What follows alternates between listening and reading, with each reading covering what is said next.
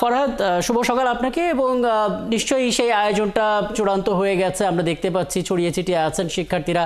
আপনি আমাদেরকে একটা কমপ্লিট ধারণা দেবেন আসলে ফরহাদ, এখানে নিরাপত্তার ব্যাপারটা নিয়ে আসলে কি ধরনের ব্যবস্থাপনা নেওয়া হয়েছে, যারা আসলে সাধারণ শিক্ষার্থীরা আছেন তারা আসলে কিভাবে এই সময়টা উপভোগ করছেন, সবচেয়ে বড় কথা এখানে আসলে কতগুলো হলের ভোট গ্রহণ হবে এবং কি পরিমাণ ভোটার আছে সেই তথ্যটা একটু জানিয়ে দেবেন ফরহাদ। প্রথমে শুরু করতে চাই নিরাপত্তা ব্যবস্থা নিয়ে। আমি সিনেট ভবনের সামনে দাঁড়িয়ে আছি। এখানে মোট 3টি বুথ রয়েছে, 3টি হলের জন্য: মহসিন হল, স্যার এফ রহমান হল এবং বিজয় 71 হল। মহসিন হলের মধ্যে 1400-র বেশি ভোটার রয়েছে, এখানে 1400-র বেশি ভোটার থাকবে। এছাড়া রয়েছে এফ রহমান হল রয়েছে 1309 জন ভোটার এবং বিজয় 71 হলেও 1400-র বেশি ভোটার রয়েছে, অর্থাৎ প্রায় 1400 করে ভোটার রয়েছে মোট 3টি বুথের মধ্যে। এখানে মহসিন হলে আমরা একটু দেখাই যে জিনিসটা। মহসিন হলে মোট 5টা টেবিল আছে, 5টা টেবিলে প্রথমটা 1 থেকে 296 এইভাবে শুরু করে 1409 পর্যন্ত আছে।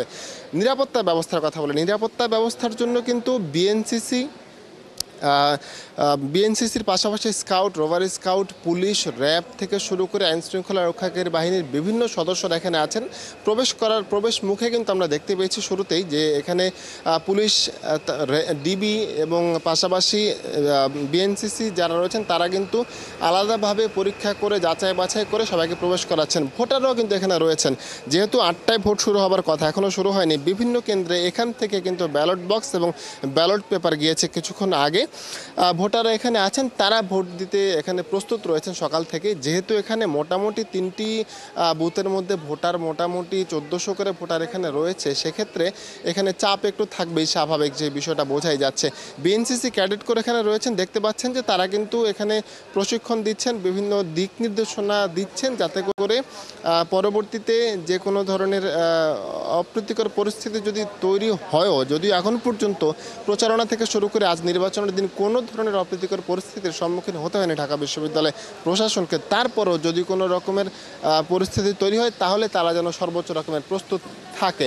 প্রত্যেকটি গাড়ি দিয়ে আসছে, বিভিন্ন কেন্দ্রের মধ্যে কিন্তু ব্যালট বক্স এবং ব্যালট পেপার এখান থেকে চলে যাচ্ছে 7:30টায়, অর্থাৎ সকাল 7:30টায় ভোট শুরু হওয়ার আধা ঘন্টা আগে ব্যালট বক্সগুলোকে, একেবারে খালি ব্যালট বক্সগুলোকে দেখিয়ে, সংবাদ মাধ্যমের সামনে দেখিয়ে কেন্দ্রের মধ্যে প্রবেশ করানো হবে এবং 8টা থেকে, একেবারে 8টা 1 থেকে ভোট শুরু হবে। বিকেল 4টা পর্যন্ত বিরতিহীনভাবে ভোট চলবে। তবে এর মধ্যে বিকেল 4টা শেষ সময়ে যদি কোনো ভোটার যদি লাইনে থাকেন তাহলে তারা যতজন লাইনে থাকবেন সবাই ভোট দিতে পারবেন। সুতরাং বলতে পারি, যদি 4টার পরেও যদি লাইনে থাকেন, যদি 5টা 5:30 বাজে, তাহলেও তারা ভোট দিতে পারবেন, এই দিক নির্দেশনা দেয়া আছে। এবং যে কোনো ধরনের ভুয়া ভোটার বা অন্য রকমের কোনো পরিস্থিতি যদি হয়, সেগুলো রুখে দেওয়ার জন্য কিন্তু সর্বদা প্রস্তুত রয়েছে প্রশাসন। একটা সুষ্ঠু নির্বাচনের আশা করা যাচ্ছে, আমরাও আশা করছি সুষ্ঠু একটা নির্বাচন হবে আগামী 1 বছরের জন্য। ডাকসুতে কারা সহসভাপতি, সাধারণ সম্পাদক, সহ-সাধারণ সম্পাদক সহ বাকি 28টি পদে জায়গা পাবেন এবং 13টি হল সংসদের পদে কারা কারা আসতে যাচ্ছেন সেটা বিকেল 4টার পর ভোট গণনার পর হয়তো আমরা জানতে পারবো। জানিয়ে রাখি, 41টি ভোট দিতে হবে একজন ভোটারকে। যেহেতু 41টি ভোট, সময় কিছুটা লাগবে, কতগুলো ভোট পড়বে সেটাই এখন দেখার বিষয়। রাখি চমৎকার। ফরহাদ, একটা বিষয় একটু বলবেন, মানে আমরা জানছিলাম যে এখানে ডাকসুতে 5 পৃষ্ঠার ব্যালট আছে এবং হল সংসদের জন্য 1 পৃষ্ঠার ব্যালট থাকবে, ওএমআর শিটের মধ্যে করে সেই ফর্মটা ফিল আপ করতে হবে। মানে পুরো বিষয়টা বোঝার তো একটা ব্যাপার আছে। মক ভোটিং তো যেহেতু ভাবে হচ্ছে না, কাজে পোলিং এজেন্টদের একটা বড় দায়িত্ব বুঝিয়ে দেওয়ার। যারা ফার্স্ট ইয়ারের স্টুডেন্ট তারা আসলে কিভাবে ভোট দেবেন যদি তাদের আইডি কার্ডটা না থাকে? পেন স্লিপ দিয়ে আসলে সেই ভোটটা দেওয়া সম্ভব কিনা, বিকল্প কোনো পথ আছে কিনা?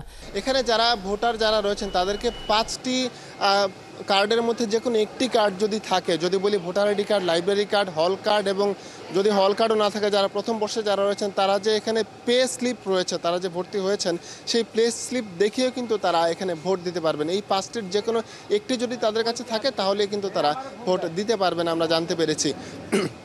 যদি এর কোনোটি তাদের কাছে না থাকে তাহলে তারা ভোট দিতে পারবেন না। এই যে মহসিন হলে এখন ব্যালট পেপারগুলো ঢুকবে, একটু পরে ব্যালট বক্স ঢুকবে, 7:30টায় সবাইকে দেখিয়ে এখানে ব্যবস্থা করা হবে। আর যে 41টি ভোট রয়েছে, 41টি ভোট প্রশাসন থেকে জানানো হয়েছে সর্বোচ্চ 10 মিনিটের মধ্যে একজন তার ভোটগুলো সম্পন্ন করতে পারবেন। তবে ছাত্র সংসদের যারা নির্বাচন করছেন, স্বতন্ত্র বা দলীয় প্যানেলে যারা নির্বাচন করছেন, তারা কিন্তু বারবার জানিয়ে আসছেন যে আসলে এতগুলো ভোট এত অল্প সময়ে দেওয়া সম্ভব হবে কিনা। তারা বারবার কেন্দ্র বাড়ানোর কথা বলছিল, তবে প্রশাসন কেন্দ্র না বাড়িয়ে বুথ বাড়িয়েছেন। আগে 710টি ছিল, পরবর্তী থেকে 810-এ উন্নীত করা হয়েছে। তো নির্বাচনটা হবে, নির্বাচনে আসলে কতগুলো ভোট পড়ছে এটা দেখার একটা বিষয়, যেমন তেমনি যারা অনাবাসিক ছাত্রছাত্রী যারা রয়েছেন তারা আসলে কতজন আসতে পারছেন, কতজন ভোট দেবেন সেটাও একটা দেখার বিষয়। প্রায় 40,000 ভোটার এখানে রয়েছেন, যেখানে 17,000-এর বেশি ভোটার নারী। এই নারী ভোটাররা একটা প্রভাবক হিসেবে কাজ করবেন বলে আমরা এবার মনে করছি, সবাই মনে করছে। যারা নারী ভোটারদেরকে সবচেয়ে বেশি তাদের পকেটে, নারী ভোটারদের ভোট তাদের পকেটে ভরতে পারবেন, তারাই আসলে এবারে নির্বাচনে জয়ী হবার সম্ভাবনা সবচেয়ে বেশি রাখেন। যেখানে হেভিওয়েট প্রার্থীরা রয়েছেন তারা নারী ভোটারদেরকে তাদের দিকে আনতে কিন্তু বারবার চেষ্টা করছেন বললে আমরা কিন্তু বারবার জানতে পেরেছি রাকিব এই বিষয়গুলো। তো আমরা আশা করছি যে একটা সুষ্ঠু ভোট হবে এবং এই ভোটে কারা নির্বাচিত হবেন সেটা দেখতে হলে আমাদেরকে নিশ্চয়ই একেবারে শেষ পর্যন্ত অপেক্ষা করতে হবে। একদম একটা ঐতিহাসিক নির্বাচন এবং ধারণা করা হচ্ছে সবচেয়ে সুষ্ঠু নির্বাচনটা সেখানে হবে এবং অনেক চমৎকার করে আসলে বিষয়টা ব্যাখ্যা করলেন। এবং আপনার মাধ্যমে দর্শকদেরকে আরও একবার একটু জানিয়ে দিতে চাই, আজকে মঙ্গলবার ডাকসুর 100তম বছরে এসে 38তম নির্বাচন হতে যাচ্ছে এবং এই নির্বাচন ভোর সকাল 8টা থেকে শুরু হয়ে এটা চলতে থাকবে বিকেল 4টা পর্যন্ত। এবং অন্যান্য বারের তুলনায় ডাকসুতে যে ব্যালটের আকার, সেই ব্যালটের আকার কিন্তু বেড়েছে। দর্শক, এখানে 5 পৃষ্ঠার ব্যালট রয়েছে এবং একই সঙ্গে হল সংসদ নির্বাচনের জন্য 1 পৃষ্ঠার ব্যালট। এবং এই যে ভোট, এই ভোট দিতে হবে অপটিক্যাল মার্ক রিকগনিশন বা ওএমআর শিট দিয়ে। বলা হচ্ছে ডাকসুতে যে 28টা পদ রয়েছে, 28টা পদের বিপরীতে প্রার্থী হয়েছেন 471 জন, আর 18টি হল সংসদ নির্বাচন হবে 13টি করে পদে।